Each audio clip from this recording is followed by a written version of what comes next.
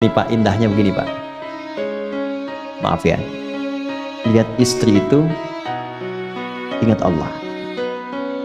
Lihat anak ingat Allah. Ibu lihat suami ingat Allah.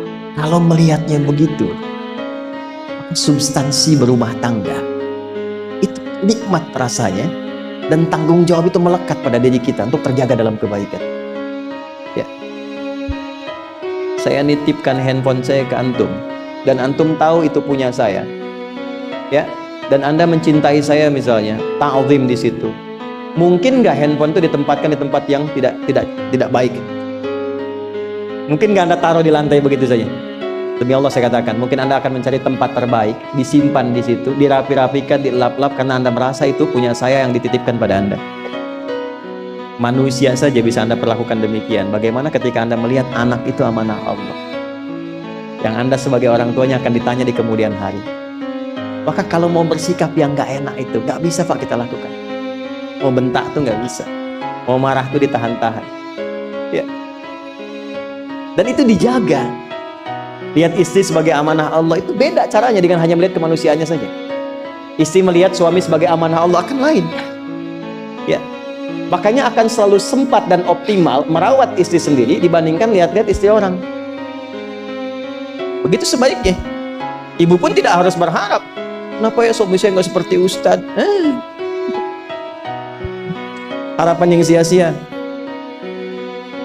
Sudah ada turunan hikmahnya.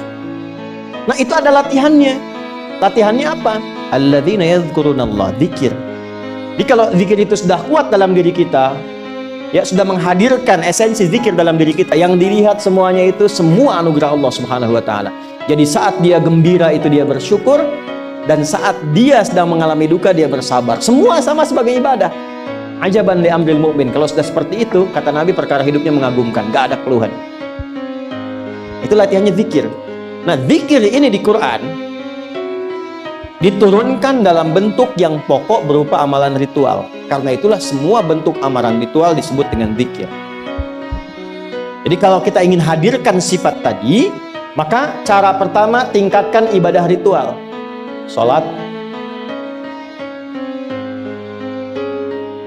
apalagi Al-Quran. Saya ambil dua dulu lah supaya nggak banyak-banyak dulu. Yang pokok sholat yang kita lakukan tiap hari, tinggal kuantitas dan kualitas kita tingkatkan. Maaf, lihat sini baik-baik. Sholat itu di Al-Quran disebut dengan zikir.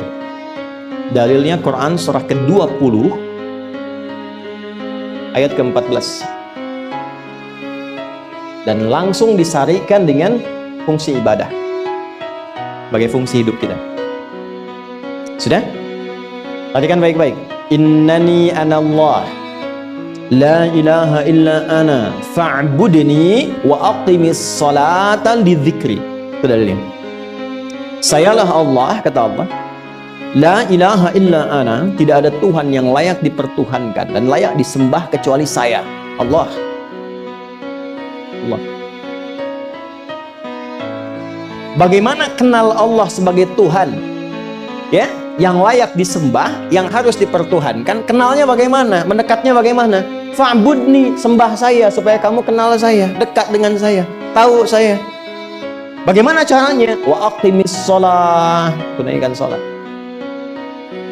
Jadi kalau pengen dekat dengan Allah, terkoneksi kepada Allah, tersambung, punya sifat tawakal yang kuat, nih tingkatkan sholatnya, tambah. Makanya tiap hari kita sholat 5 waktu itu untuk membangun konektivitas dengan Allah. Sebab kalau sudah dekat, aksesnya pun terbuka semua. Itu maksudnya.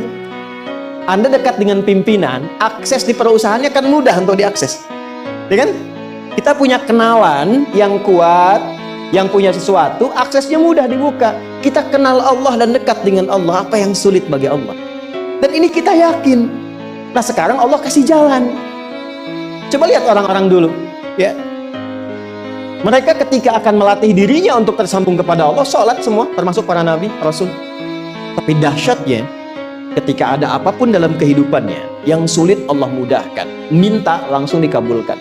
Dan sangat luar biasanya seringkali terjadi mintanya lewat sholat.